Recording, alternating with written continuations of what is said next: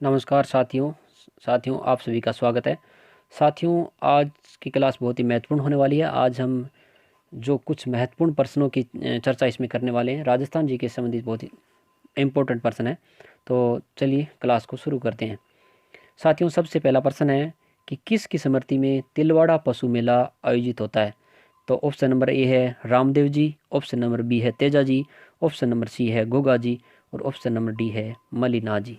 तो साथियों, इसका सही उत्तर होगा ऑप्शन नंबर डी, मलिनाथ जी इसका सही उत्तर होगा। अगले प्रश्न की ओर बढ़ते हैं। अगला प्रश्न है, पर्युषण पर्व किस धर्म से संबंधित है।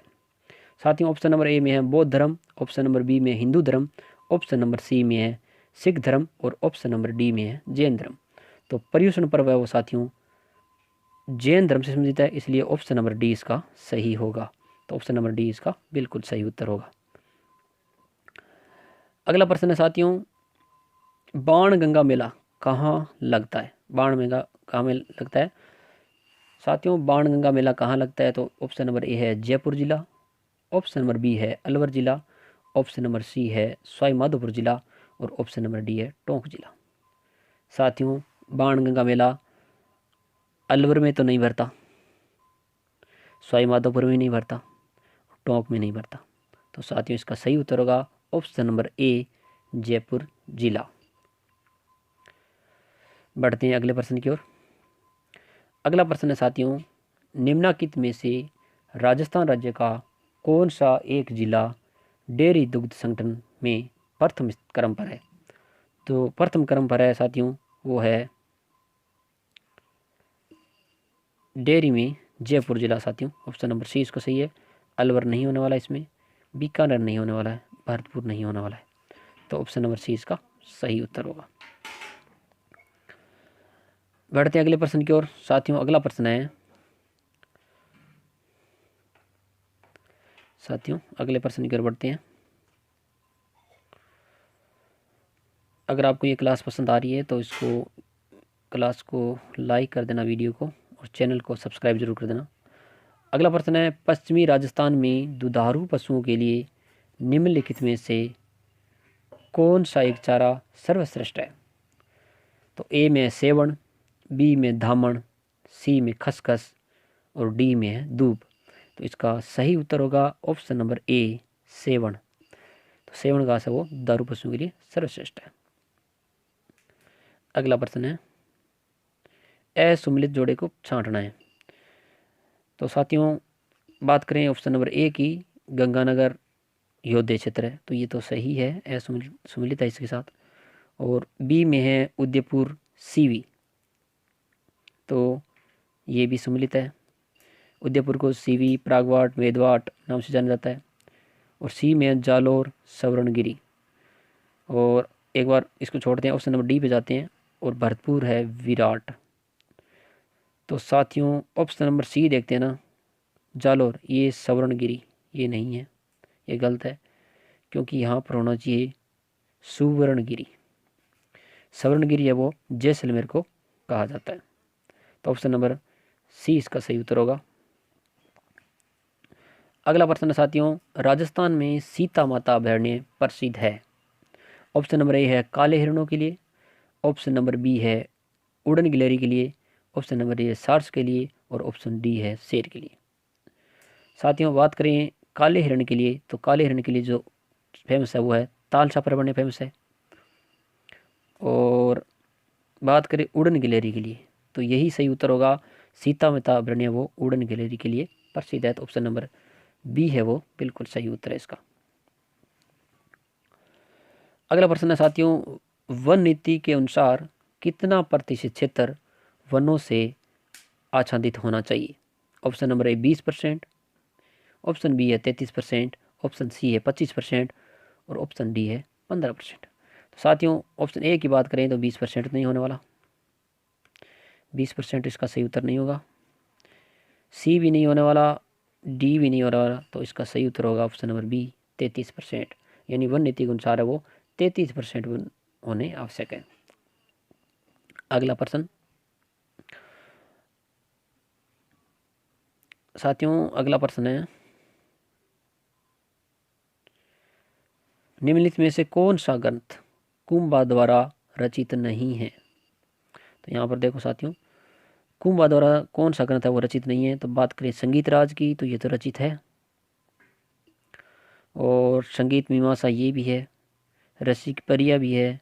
तो ये ऑप्शन नंबर सी बिल्कुल सही उत्तर होगा, क्योंकि राज वल्लभ है वो कुंभा द्वारा रचित नहीं है। तो इसका उत्तर ऑप्शन नंबर सी होगा। बढ़ते हैं अगले प्रश्न की ओर। साथियों अगला प्रश्न है, निम्नलिखित में से किसने डूंगरपुर और बांसवाड़ा में भील आंदोलन का नेतृत्व किया? तो इसमें ऑप्शन नंबर ए है Damodar Das Rathi, option number B है स्वामी गोविंद गिरी, ऑप्शन नंबर सी है अर्जुन लाल सेठी, ऑप्शन नंबर डी है जमुना लाल बजाज। तो साथियों दामोदर दास राठी, इनका संबंध नहीं है भील आंदोलन से। और बात करें ऑप्शन नंबर सी की, तो अर्जुन लाल सेठी का भी संबंध नहीं है इससे, जमुना लाल बजाज का संबंध नहीं है। तो ऑप्शन नंबर बी स्वामी गोविंद गिरी इसका सही उत्तर होगा। भील आंदोलन का नेतृत्व किया था वो किया था स्वामी गोविंद गिरी ने। बढ़ते हैं अगले प्रश्न की ओर साथियों। अगला प्रश्न है, हाड़ौती सेवा संघ का संस्थापक कौन था? हाड़ौती सेवा संघ का संस्थापक कौन था? तो साथियों ऑप्शन नंबर ए है नेनूराम शर्मा, ऑप्शन बी है अभिनव Hari, option C Vijay Singh Pathik, option D है ऋषि दत्त मेहता। तो साथियों ऑप्शन नंबर इसका ए सही उत्तर होगा, नेनूराम शर्मा। हाड़ौती संघ के संस्थापक कौन थे? नेनूराम शर्मा। बी भी नहीं होने वाला ऑप्शन, विजय सिंह पथिक है वो किसान आंदोलन से संबंधित थे, तो ये भी नहीं होना। ऋषि दत्त मेहता ये भी नहीं होने वाला। बढ़ते हैं अगले प्रश्न की ओर।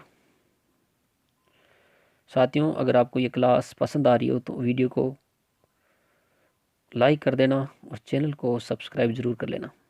इसी तरह के जो महत्वपूर्ण प्रश्नों की सीरीज है वो लगातार इस चैनल पर आती रहेगी। साथियों अगला प्रश्न है, किसके प्रस्ताव पर मत्स्य संघ का नाम रखा गया? Option number A Sardar Patel, option number B Hiralal Shastri, option number C K M Munshi, option D है जमुना लाल बजाज। तो साथियों ऑप्शन नंबर ए तो नहीं होने वाला इसका, बी भी नहीं होने वाला और डी भी नहीं होने वाला। तो इसका सही उत्तर होगा option number C K M Munshi. तो इसका सही उत्तर होगा के एम मुंशी। तो मत्स्य संघ का नाम किसने दिया था? के एम मुंशी ने दिया था। बढ़ते हैं अगले प्रश्न की ओर। अगला प्रश्न है साथियों, जालोर के शासक एवं अलाउद्दीन खिलजी के मध्य संघर्ष की जानकारी निम्नलिखित में से किस ग्रंथ से प्राप्त होती है? ऑप्शन नंबर ए है पद्मावत, बी है दलपत विलास, सी है कानड़ दे प्रबंध और डी है हमीर हट। तो साथियों जालोर का जो युद्ध हुआ था, जालोर के शासक थे कानड़ दे और अलाउद्दीन खिलजी के मध्य हुआ था। तो साथियों ये 1311 में युद्ध हुआ था और इसमें अलाउद्दीन खिलजी की विजय हुई थी। और अलाउद्दीन खिलजी ने इस युद्ध में जीतने के बाद जो जालोर का नाम है वो क्या रख दिया था? खैराबाद रख दिया था। ये भी बात आपको याद रखने वाली बात है। तो साथियों इसका जो सही उत्तर होगा वो होगा ऑप्शन नंबर सी होगा, कानड़ दे प्रबंध जो ग्रंथ है उससे हमें जानकारी मिलती है। बढ़ते हैं अगले प्रश्न की ओर साथियों। अगला प्रश्न है, निम्नलिखित में से कौन सा नृत्य महिलाओं द्वारा किया जाता है? तो साथियों महिलाओं द्वारा कौन सा नृत्य किया जाता है? ऑप्शन नंबर ए गेर नृत्य, और ऑप्शन नंबर बी चंग नृत्य, और कच्छी घोड़ी नृत्य, सी ऑप्शन नंबर डी चरी नृत्य। तो गेर नृत्य साथियों ऑप्शन नंबर ए की बात करें तो वो पुरुषों द्वारा भी किया जाता है, ये तो नहीं होगा। चंग नृत्य ये भी किया जाता है पुरुषों द्वारा, कच्ची घोड़ी भी पुरुषों द्वारा भी किया जाता है। तो चरी नृत्य वो केवल क्या है, जो महिलाओं द्वारा किया जाता है, इसलिए ऑप्शन नंबर डी इसका बिल्कुल सही उत्तर है। साथियों बढ़ते हैं अगले प्रश्न की ओर। प्रश्न नंबर 15 की ओर बढ़ते हैं साथियों। प्रश्न नंबर 15 है, विश्नोई संप्रदाय के संस्थापक कौन है?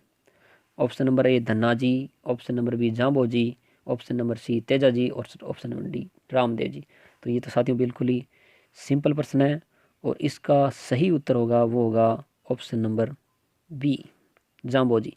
जाम्बो जी ने 29 नियमों का पालन करने की बात कही थी। जम सागर ने ग्रंथ भी लिखा था। तो साथियों, ये क्लास आपको पसंद आ रही हो तो वीडियो को लाइक कर देना और चैनल को सब्सक्राइब ज़रूर कर देना। बढ़ते हैं अगले प्रश्न की ओर साथियों।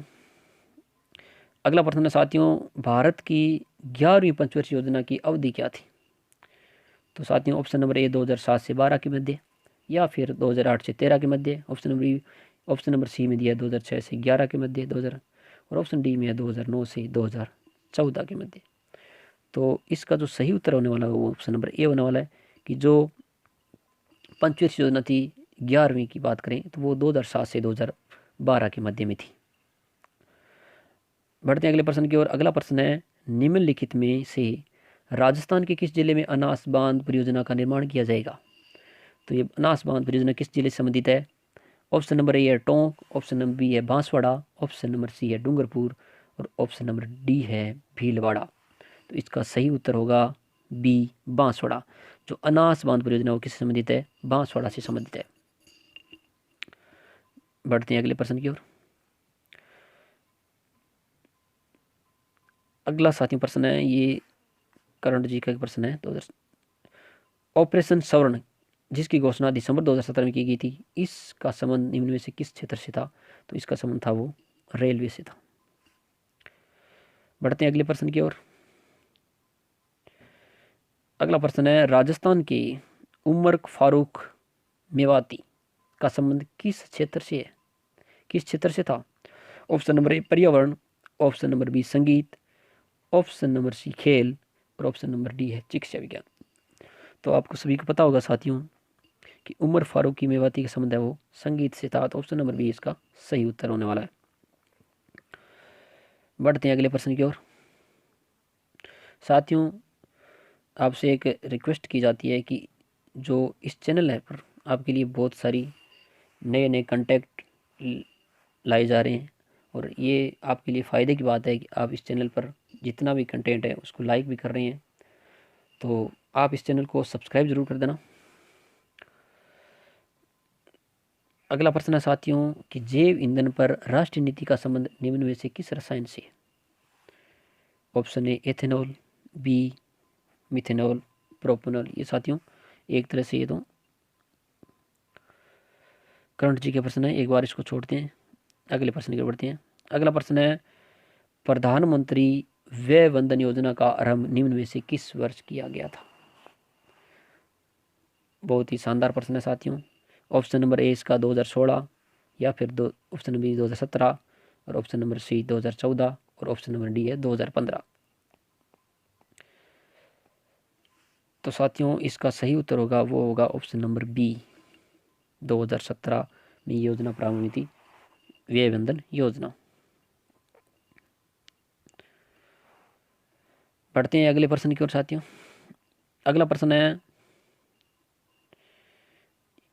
ये तो करण जी के आगे से। अगला प्रश्न साथियों, सूर्य किरण भारतीय सेना का निम्न में से किस देश के साथ किया जाने वाला युद्ध अभ्यास है? तो सूर्य किरण है वो साथियों किसके साथ किया जाता है? ऑप्शन नंबर ए चीन है, ऑप्शन नंबर बी श्रीलंका है, ऑप्शन नंबर सी है नेपाल, ऑप्शन नंबर डी है बांग्लादेश। तो सूर्य किरण किया जाता है वो किसके साथ किया जाता है? नेपाल के साथ किया जाता है। तो ऑप्शन नंबर सी बिल्कुल इसका सही उत्तर होगा। अगला प्रश्न है साथियों, राजस्थान में निम्न में से कौन सा चरण मुख्यमंत्री जल स्वावलंबन अभियान का नवीनतम चरण है? तो ये थोड़ा सा पुराना प्रश्न है, तो इसका जो उस समय उत्तर था वो था तृतीय। ऑप्शन नंबर सी बिल्कुल सही था। बढ़ते हैं अगले प्रश्न की ओर साथियों।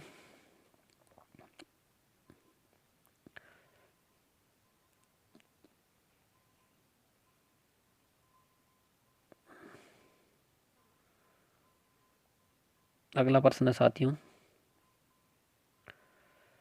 जनगणना 2011 के अनुसार राजस्थान के निम्नलिखित में से जिलों में साक्षरता दर सर्वाधिक पाई गई है। जिलों का ज़्यादा से कम साक्षरता दर के सही क्रम में चिन्हित करना है। तो ऑप्शन नंबर ए इसमें Sikar, Jhunjhunu, Sikar, Jaipur, Jhunjhunu, Alwar, Kota. Option number B है Kota, Jaipur, Jhunjhunu, Sikar, Alwar. Option number C है Alwar, Jhunjhunu, Sikar, Jaipur, Kota. Option number D है जयपुर, कोटा, अलवर, सीकर, झुंझुनू। तो इसका सही उत्तर होगा, वो होगा ऑप्शन नंबर बी। सबसे पहले कोटा, उसके बाद जयपुर, उसके बाद झुंझुनू, सीकर, अलवर। साथियों, ये थी राजस्थान जीके की क्लास। आपको ये क्लास पसंद आई हो तो इस क्लास को लाइक कर देना और हमारे चैनल को सब्सक्राइब जरूर कर लेना। और इसी के साथ क्लास को यहीं पर समाप्त करते हैं। मिलते हैं अगली वीडियो में, तब तक के लिए धन्यवाद।